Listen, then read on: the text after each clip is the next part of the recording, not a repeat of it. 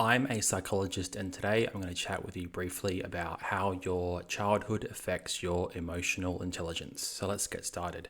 So we'll start with a few foundational principles, which is number one. Did you know that the experiences that you had in your childhood affect how you regulate your emotions as an adult? If you didn't know that, well, that's a key foundational principle. Things that happened back then can and do affect the way that you interact with yourself and the world around you today. So that's key principle number one. Key principle number two is understanding what emotional intelligence is. So it seems to be an emerging phenomenon. There's no universally agreed definition, but it seems to be regarding a person's ability to identify their own emotions and regulate them, and identify emotional states in other people and co-regulate. So in other words, do you know what anxiety feels like, and do you know what to do with it? If you feel anger, do you know what that feels like, and do you know what to do with it? And can you identify that in others? So if you see someone else that's angry, how does that affect you? And what do you do about that? So that seems to be what emotional intelligence refers to. So then becomes the link between childhood and emotional intelligence. And for you to understand that link, I need to describe to you how people learn. So basically, if you didn't know, human beings learn. They learn through their experiences. You learn via what you are taught and what you see. So in your childhood, if you see something, you tend to absorb that. Now, I use the word learn, but I think for children, I think a better word really is the idea or the word absorb, because I think learning implies a sense of critical thinking and a sense of deeper understanding. But with kids, they're really just absorbing the information around them. They're just sort of sponging it off, and then they will maybe learn about it and process it later on in life as they get older.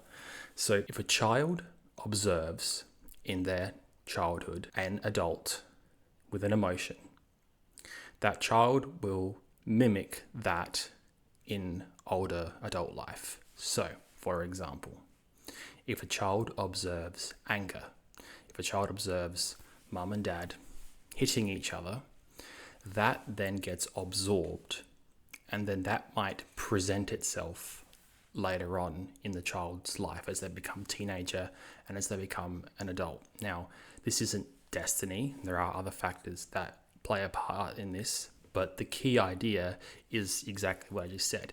You absorb the things that have happened in your childhood, and they can come out as you get older.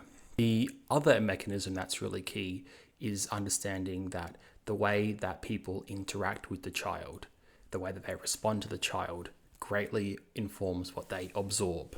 So if a child expresses anxiety or anger or frustration, and then that is met with anger or frustration from the parents or from others, because teachers at school and other students play a factor into this as well, the child will absorb that, and then that will change their reaction to anger. So for example, if they get angry, the child gets angry, and then the parents get angry, the child might absorb that and then get angrier, and then over time they use that getting angrier behavior throughout. They might use it throughout adolescence, throughout childhood, throughout adulthood. As I said, this isn't destiny, but this is a very key piece to the puzzle.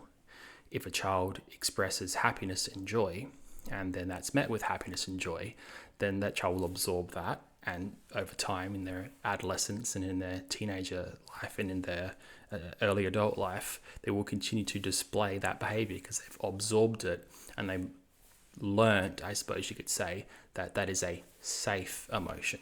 All right, so these are really two key principles: what the child observes and what the parents and others around the child, like the teacher, teach the child, because that child's going to absorb that. This is just a fact. And they're especially going to absorb it because they're younger and they don't have strong critical thinking skills. So the things that they see, I guess you could say it's monkey see, monkey do.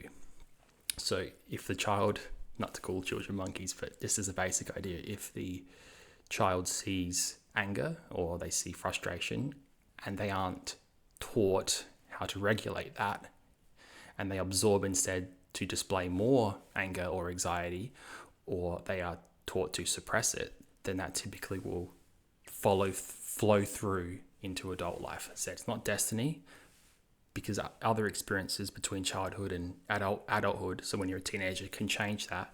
But let's assume that it remains stable and that nothing really changes, then that has flow on through to your adult life. So then what can happen is, if you don't know how to recognize anxiety or anger, and you're not taught how to regulate it, then of course your emotional intelligence will be lower as per the definition, because you have anger, you've absorbed that anger is to be met with anger, and that will cause more of an explosion in adult life, because you get angry at someone, then maybe they yell at you, then you yell back, you don't problem solve, you yell back instead, and just creates a bit of a cycle, and boom, it explodes. Anger isn't the only emotion, anxiety is a part of that too. A person might suppress their anxiety as they've absorbed that that's the best strategy for them to protect them. So hopefully that will make sense. As I said, it's not destiny, and you can change it by having what's called corrective experiences, where you display anxiety, you might suppress it, but then the environment gives you a reaction that you weren't expecting, like to talk about it. Let's talk about your anxiety. And then that will create a new learning experience. You'll absorb that, and as an adult, you'll probably actually learn that, and you'll feel safer. And then that can change the learning, the internal cogs that you've got within, that maybe you can display anxiety. It is a safe emotion, for example.